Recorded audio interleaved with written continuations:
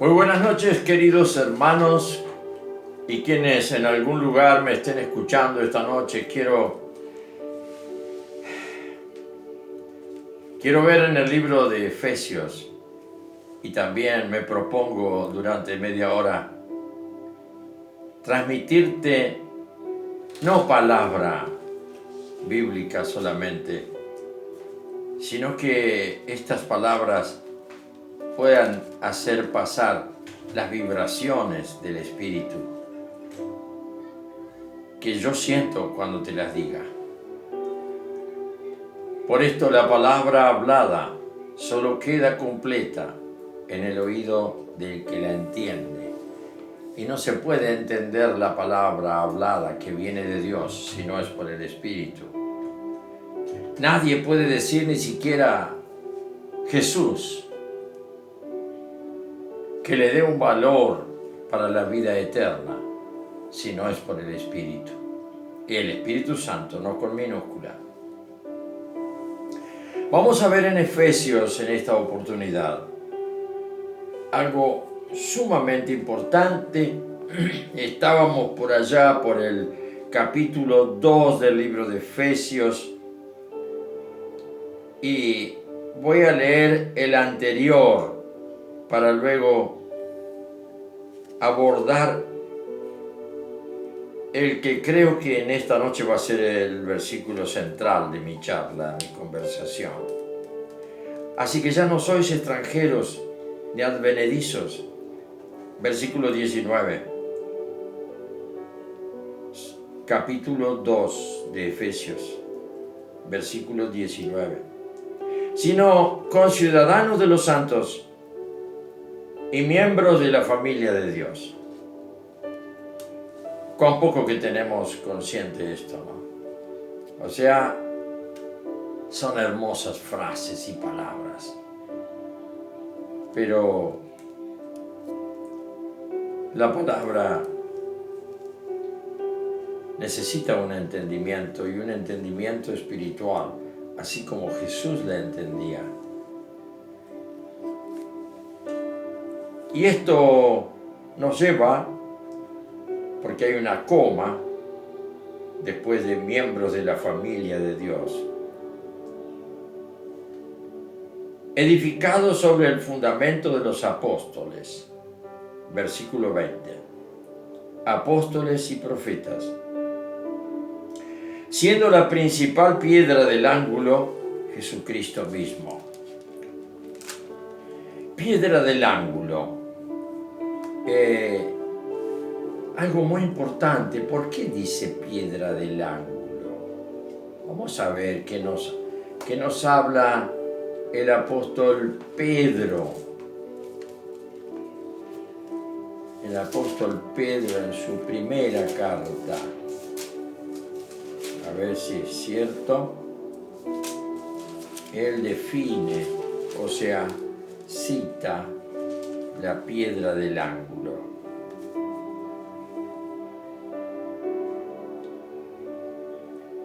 Él está hablando de la piedra viva. Eso está en el versículo 3, capítulo 1 de Primera Epístola Universal de Pedro. Y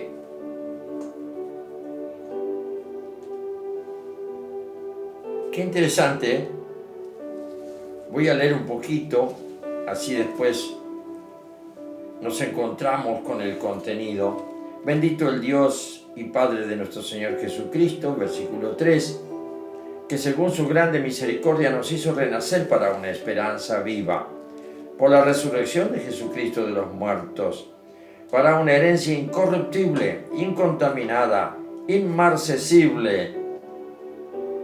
¿Qué quiere decir?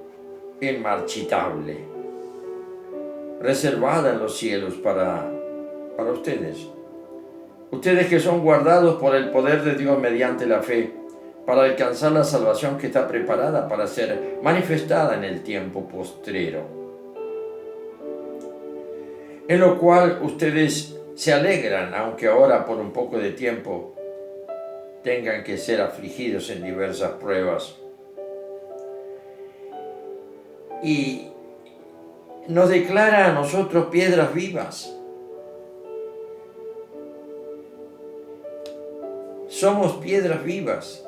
¿Y por qué la idea de piedra?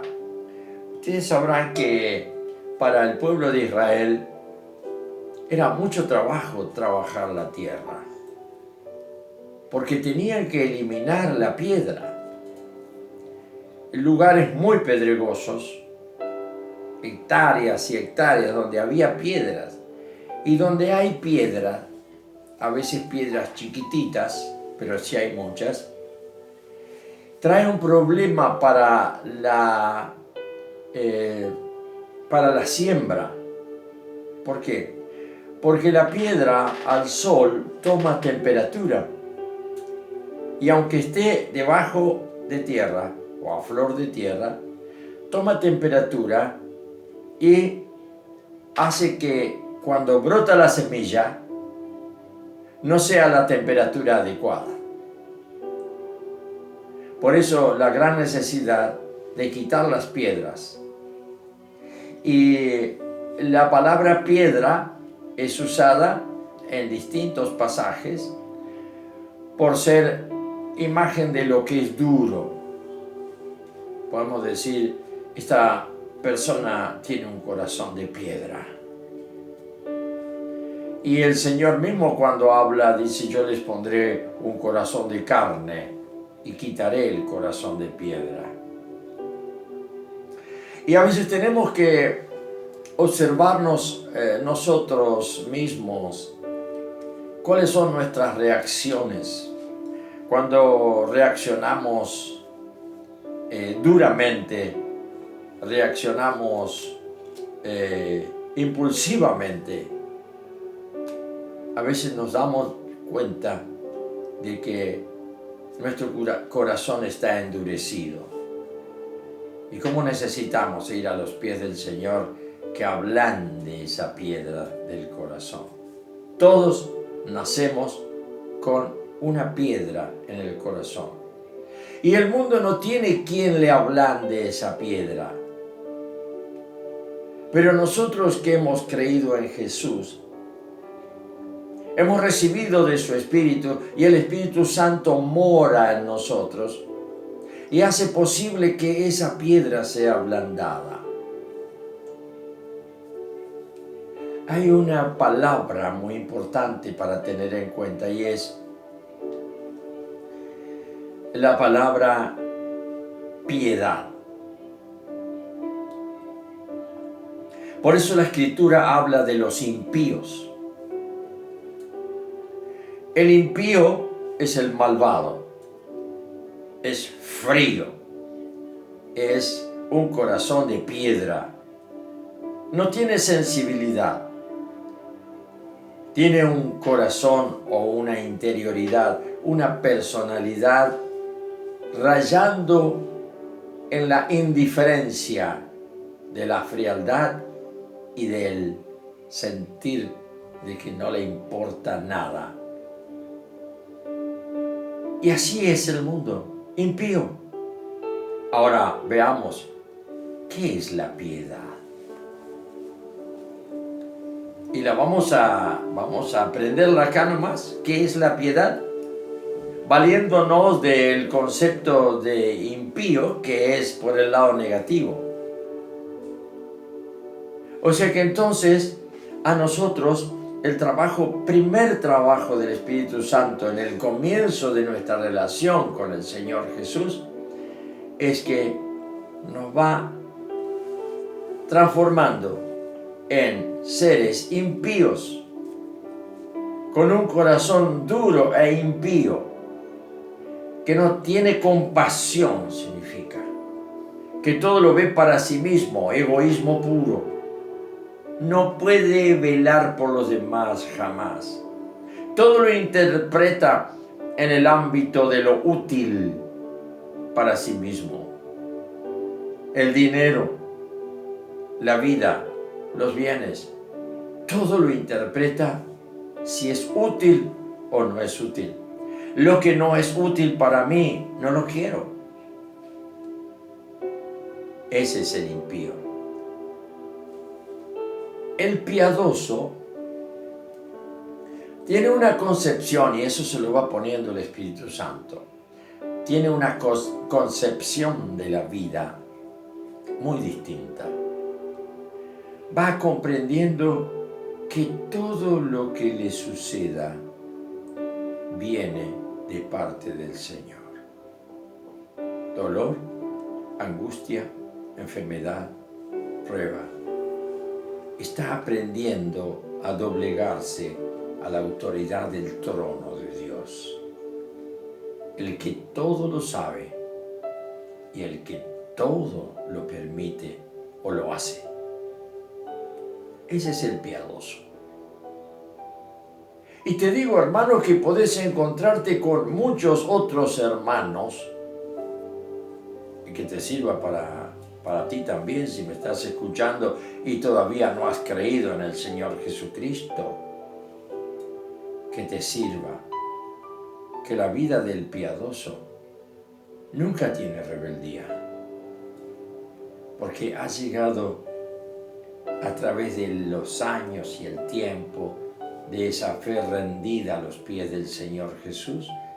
El Espíritu Santo ha llegado a convertirte, a cambiarte, a ser más cercano de una lágrima que de un enojo. Y no una lágrima de odio o de bronca o de impotencia, sino una lágrima de compasión a los demás. Una lágrima de piedad que viene de Dios. Dios se propuso transformar tu corazón, hermano. Y este es el hecho de la transformación. Ahora vamos a ver en Efesios que habla de ese trabajo continuo del Espíritu Santo y es llamado edificación. ¿Y a dónde quieres llegar? Y como dice acá Pedro, a que seas una piedra viva. Firmeza de la piedra, no así como en el vaivén del viento para los cuatro vientos. Nunca tenés estabilidad. Hay pruebas, pero Cristo nos pone en la roca firme y desde ahí vemos las olas, los vientos, las tormentas y nosotros estamos asegurados. Vemos entonces lo que nos dice Efesios.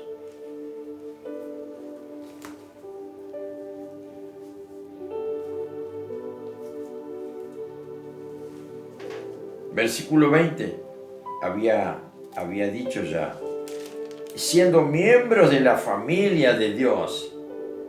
¿Y cómo puedes estar ahí? Solamente por el tiempo que el Espíritu Santo ha trabajado, quitando tu impiedad, dejando de ser impío como el mundo, frío, injusto, egoísta, para ser una mujer, un hombre piadoso, que sabe adentro expresar la ternura que Dios ha tenido con él. Y puede también sobrellevar todas las cosas porque ahora no tiene a quién atribuirle nada. No es que le atribuye al diablo como hacen algunos. No. El diablo es un pinche de la voluntad divina. El diablo es un ángel para ejecutar lo que Dios permite en la vida del cristiano. Cuidado con darle demasiado poder al diablo. Hay muchas iglesias que lo centralizan al diablo como algo tan importante. El apóstol Pablo dice, resistid al diablo y huirá de ustedes. Porque no puede soportar, por ejemplo, que le alabes al Señor de corazón. Él no puede soportar, se arrima, pero hasta ahí no puede pasar. Y hasta donde llega el eco y la reverberación de tu alabanza, ahí puede hacer límite. pero te mira a distancia, porque no te soporta a ti. Ahora, si sientes que tiene un alto nivel y que el diablo es importante y de pronto está sentado en su trono y allá el otro trono de Dios, y entonces Dios hace una cosa y el diablo hace otra, como si fueran los príncipes. Dios es Dios y el diablo es un simple príncipe de las tinieblas, Dios de la muerte. Por lo tanto, si estás sentado tú, mi hermana, mi hermano, en lugares celestiales en Cristo, no estás ya perteneciendo a Él. Antes estabas bajo el maligno, pero ahora ya no hay más temor, no hay más miedo, no hay más nada, porque ahora sabes por dentro que el Señor reposa en tu cuerpo, en tu mente y en tu espíritu, por esa gracia que ha tenido. De manera que ahora el príncipe de este mundo no puede con nosotros, no puede con la familia de Dios. Y dice la palabra que todo poder le ha sido dado a la comunidad de la familia de Dios, la iglesia. Así que si sientes cosas que te imaginas que no puedes superar por algún motivo, busca. En la iglesia hay personas piadosas, en toda iglesia. En toda iglesia hay ministerios que pueden ayudar. Pero tienes que buscar la salida siempre en el poder de la iglesia, que es a través de hermanos, ministros, pastores, consejeros, que te van a dar justo la clave. Dios tiene preparadas a las personas.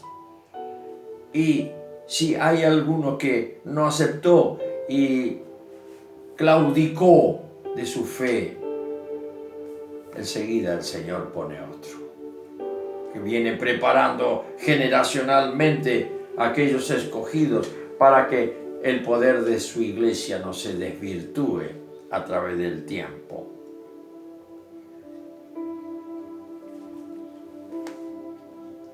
Edificado sobre el fundamento de los apóstoles y profetas, siendo la principal piedra del ángulo Jesucristo mismo. Piedra del ángulo, vimos piedra viva, ahora vemos piedra del ángulo. Pero el tema de la piedra, por ejemplo, los judíos usaban de arma defensiva cuando atacaban, por ejemplo, los filisteos, lo que sea. Ellos no eran un pueblo guerrero, los judíos. Después sí se hicieron a la guerra, pero en los primeros tiempos en la tierra prometida, ellos no conocían el arte de hacer la fundición del hierro, del acero, para hacer armas. Siempre armas blancas, no existía la pólvora, pero sí tenían el recurso de la piedra, que juntando y armándose con piedras, ellos atacaban a sus enemigos. Y vemos el caso de David, cómo usaban la honda de pastor, ¿no? Y era una piedra. La piedra del ángulo era parte de la edificación que había en ese tiempo, arquitectura casera o de costumbre o de tradición. Entonces, ¿qué se hacía? Elegían piedras grandes, quizá que había que levantarla entre 4 o más personas o hacerla rodar. Hacían un pozo donde daba justo el ángulo de la edificación, una pieza cuadrada. En cada ángulo se colocaba una de esas piedras grandes.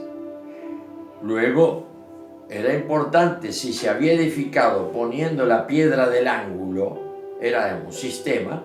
Después se unía una piedra del ángulo con el otro ángulo en donde había otra piedra de ángulo, y así entonces se apisonaban las piedras y se iba haciendo la base para la edificación.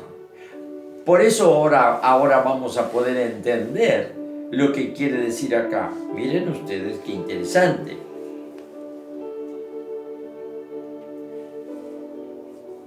Edificados nosotros sobre el fundamento de los apóstoles y profetas, siendo la principal piedra del ángulo Jesucristo mismo. Así que se elige, y el lenguaje nos lleva a poder distinguir, aprender qué pasó, cómo era históricamente, de manera que Jesús en nuestra edificación es la piedra del ángulo. Esto también nos trae como una curiosidad. Todo aquello que nosotros lo ponemos como la base de nuestra vida va a hacer que se raje, se fisure nuestra edificación personal. Nuestra relación con Dios va a ser toda una carpa. Tendremos que hacer con ramas de árboles. En cambio, si vamos a edificar con piedra, Jesús es la base. Por eso, Él mismo establece que Él es el cimiento de nuestra vida. Cuando habla, yo soy la roca firme de la salvación. Otra vez Jesús usa la imagen de que Él es piedra. En cuanto a resistencia, en cuanto a solidez, en cuanto a edificación.